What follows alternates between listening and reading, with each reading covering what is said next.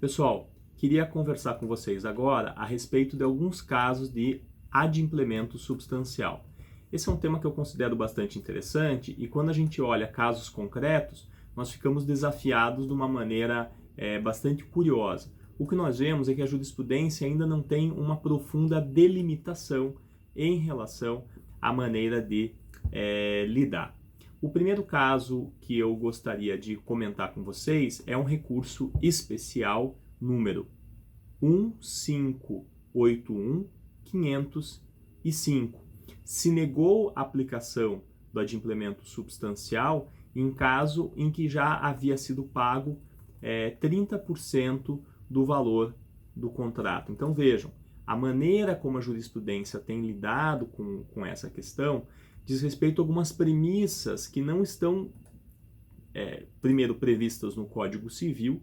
Afinal de contas, como eu já falei, nós não temos a próprio instituto no Código Civil, mas nós temos gradativamente uma construção jurisprudencial a respeito desses possíveis critérios. Então, nesse recurso especial 1.581.505, né, nós tínhamos um contrato feito por uma moça chamada Marina e ela afirmava que ela prometeu vender o imóvel e ela tinha pago o valor de 76 mil.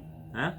O juiz em primeiro grau entendeu que não cabia o pedido, né, porque ela tinha comprado 84% e não se fazia possível a rescisão contratual. Então lembrem, o adimplemento substancial é um instituto decorrente da boa-fé e da função social dos contratos, a partir do qual eu mitigo os efeitos do artigo 475, ou seja, apesar do descumprimento do contrato, eu digo, olha, não dá para extinguir o contrato porque o meu devedor pagou uma parte bastante grande. Né? O juiz entendeu, quando ele deu essa decisão, negando em primeiro grau a extinção do contrato, ele falou, olha, eu não vou conceder a extinção porque já foi pago mais de 50%. O tribunal, no entanto, deu provimento ao recurso da empresa e disse que a dívida é mais de 30% do valor. Né? E que esse valor era incontroverso. Então, veja como o conflito é bastante interessante. Né? Então, essa questão do percentual é alguma coisa pouco clara ainda. Né? No acórdão do tribunal, a necessidade do adimplemento mínimo de 70% é um ponto interessante, mas veja, não é um critério que me parece tão fácil de concluir dessa maneira. Né?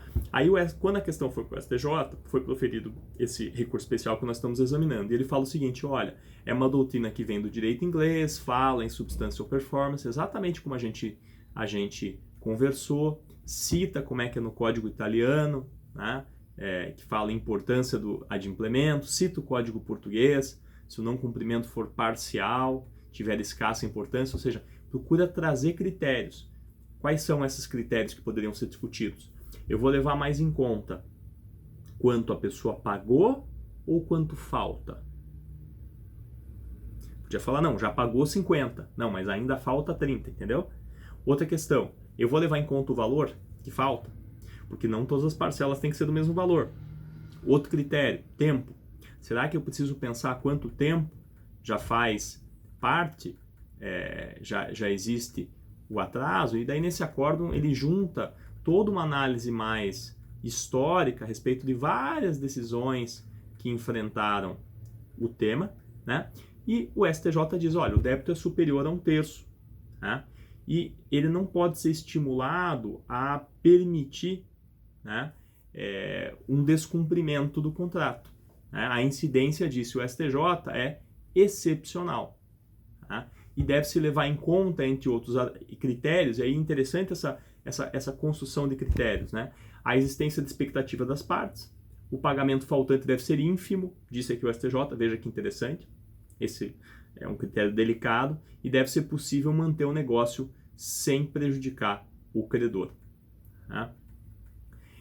Nesse caso concreto, então, né, o STJ entendeu por manter a extinção do contrato. Entendeu? Por não permitir que houvesse uma flexibilização. Em grande parte citando um outro recurso especial do próprio STJ, que é o 76362, de relatoria do saudoso ministro Rui Rosado, que traz justamente esses critérios que eu acabei de elencar. Fala na existência de expectativas das partes, um pagamento faltante ínfimo e que não haja prejuízo ao negócio.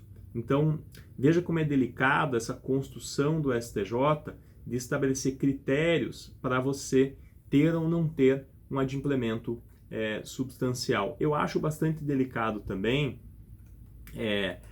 porque você tem que ver, me parece, o percentual e o tempo que já está atrasado. Em outro julgamento recente, em 2019, o Tribunal de São Paulo impediu a retomada de um imóvel, e é muito comum a aplicação em relação a casos de imóveis, né, porque são de grande valor, e o efeito, o custo para a parte, né, as consequências em caso de atraso, costumam ser muito pesadas, porque a pessoa vai ter que devolver o imóvel, vai ter que pagar um aluguel, e aí tem toda uma dificuldade muito grande.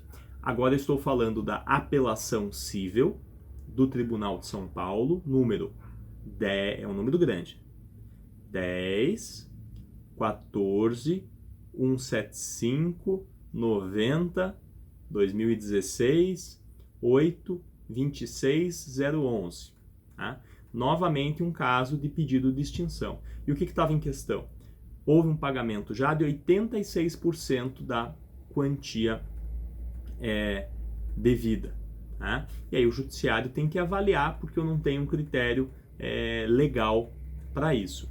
E gradativamente essa construção de critérios, então, se faz muito relevante justamente para que a gente possa, em outros casos futuros, saber como agir. Né? Talvez botar até numa planilha, numa tabela, né? Quanto tempo atrasou, quanto falta, será que a gente pode flexibilizar? Tem vários julgados entendendo que o adimplemento substancial já poderia ser em 70%. Né? Eu acho que um pequeno atraso, tem julgados citados também nesse mesmo acórdão aqui que falam em 78%, então vocês têm esse julgado também no portal. E o Tribunal de São Paulo diz o seguinte, separei alguns trechos para vocês. Sempre que possível, o adimplemento deve ser reconhecido. Olha a contradição em relação ao acórdão que eu citei antes, que falou que é excepcional. Né? E ele diz, sempre que possível, como no caso o adimplemento deve ser reconhecido, pois os valores da soberania e da importância insuperável restam preservados, assim como a dignidade da pessoa humana. Os requisitos necessários estão caracterizados, quer pela quantia já honrada, ainda que de modo diverso, e elevam a solidez e segurança, ou seja, ainda que mantendo o contrato fora daquilo que estava contratado entre as partes, veja que interessante, porque ele está levando em conta alguns critérios bem diferentes. Por exemplo, a segurança do credor. Falando, não, se a gente acha que o devedor vai conseguir pagar o resto, então a gente tem que dar. Então, eu quis trazer esses dois casos justamente para a gente poder confrontar de modo interessante. Valeu?